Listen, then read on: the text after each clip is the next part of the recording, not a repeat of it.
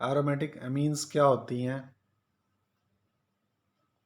Friends, जो हमारा ammonia होता है वो 3 हाइड्रोजन से कनेक्टेड होता है, और अमोनिया में नाइट्रोजन होता है जो कि 3 हाइड्रोजन से कनेक्टेड है, 3 साइड से अलग अलग एटम से, एलिमेंट से या किसी पर्टिकुलर रिंग से कनेक्टेड होता है।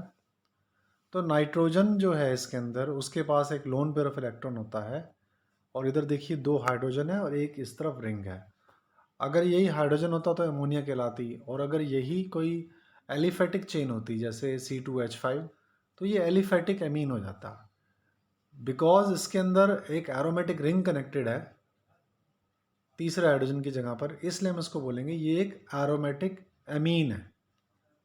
तो एमीन यानी एमीन्स जो होते हैं वो अमोनिया के डेरिवेटिव्स होते हैं।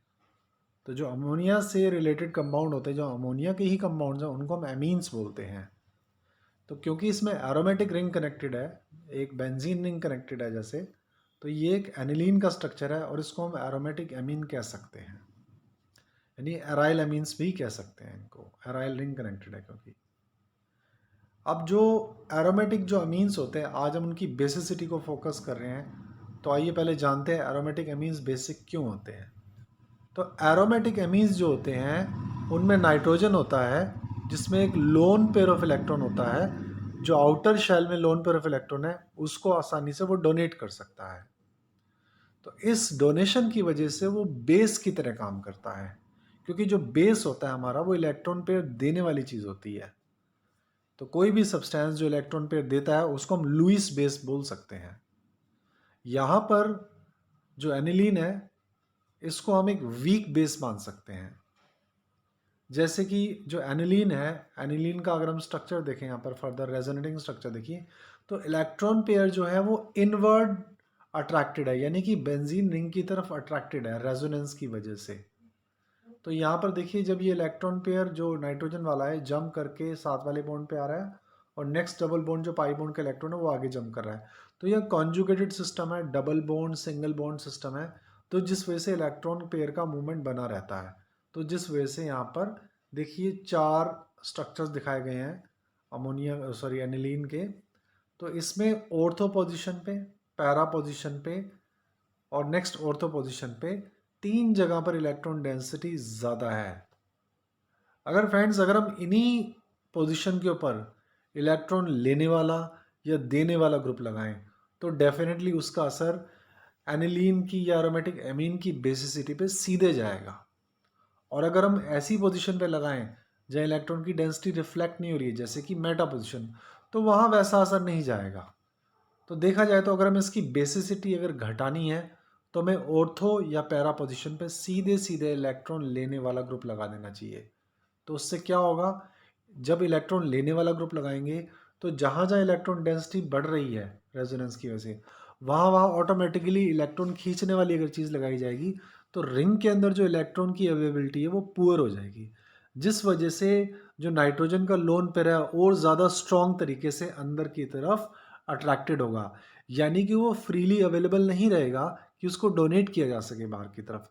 तो बेसिक नेचर इससे उसका घट जाएगा। और अगर यहीं पर इन्हीं पोजीशन पे अगर हम इलेक्ट्रॉन देने वाली चीज़ लगा दें, यानी प्लस आई ग्रुप लगा दें जैसे कि मिथाइल, तो वहाँ पर क्या होगा, इलेक्ट्रॉन की जो रिंग है अंदर, बेंजीन की जो अंदरूनी रिंग है, वो इलेक्ट्रॉन रिच हो जाएगी, डेंसिटी ज़्यादा हो जाएगी।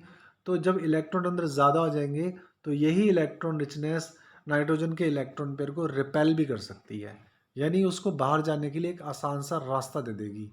तो नाइट्रोजन पे जो इलेक्ट्रॉन पेयर है वो आसानी से बाहर जा सकेगा, क्योंकि अंदर इलेक्ट्रॉन रिचनेस बढ़ जाएगी उस केस में। तो यहाँ हमने कुछ एग्जाम्पल भी शेयर किए हैं। यहाँ पर हमने एनिलीन दिखाया है, पैरा नाइट्रो एनिलीन दिखाया है, Meta nitro aniline, Meta methyl para methyl aniline दिखाया, सॉरी। तो ये 3 स्ट्रक्चर है, इसमें सबसे ज़्यादा जो स्ट्रॉन्ग बेस है वो 4 नंबर का है, यानी कि जो पैरा मिथाइल एनिलीन है वो सबसे ज़्यादा स्ट्रॉन्ग बेस है, क्योंकि इलेक्ट्रॉन देने वाला ग्रुप लगा है यहाँ पर। ये क्या कर रहा है, यहाँ पर इलेक्ट्रॉन की जो रिंग है अंदर की उसमें इलेक्ट्रॉन डेंसिटी और बढ़ा रहा है, जिस वजह से नाइट्रोजन पे जो इलेक्ट्रॉन पेयर है वो आसानी से जा सकता है और बेसिक नेचर फर्दर स्ट्रॉन्ग हो जाएगा। अब दूसरे नंबर पे सिंपल एनिलीन आता है, क्योंकि अगर हम नाइट्रो पैरा नाइट्रो एनिलीन से कंपेयर करें तो नाइट्रो ग्रुप तो और फर्दर इलेक्ट्रॉन ले लेगा पैरा पोजीशन से, तो रिंग को और इलेक्ट्रॉन डेफिशिएंट बना देगा, जिस वजह से नाइट्रोजन के ऊपर जो इलेक्ट्रॉन पेयर है वो आसानी से जा ही नहीं सकता, तो और डिफ़िकल्टी अराइज हो जाएगी, तो बेसिक नेचर गिर जाएगा, यानी नंबर 1 यानी एनिलीन जो है वो बीच में आ जाएगा। सो फर्स्ट पोजीशन पे रहेगा हमारा 4th नंबर वाला स्ट्रक्चर, यानी कि जो हमने 4 नंबर रेट कर रखा है यहाँ पर वो है मिथाइल एनिलीन, और मिड जो दूसरे नंबर पे रहेगा वो नॉर्मल एनिलीन रहेगा, और तीसरे नंबर पे रहेगा नाइट्रो एनिलीन यानी पैरा नाइट्रो एनिलीन। तो ये यहाँ पर हमने इस तरीके से एक्सप्लेन किया आपको। एक और एग्जांपल देखते हैं, पैरा नाइट्रो एनिलीन और मेटा नाइट्रो एनिलीन।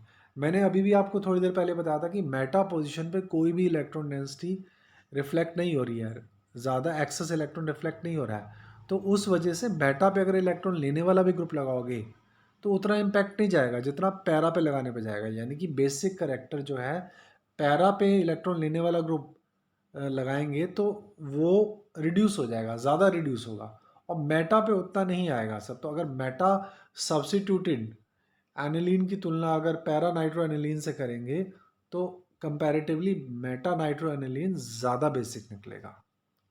तो फ्रेंड्स ये हमने डिस्कस किया आपसे आज।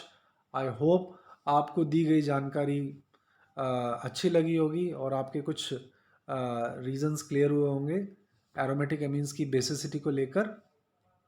Thank you very much.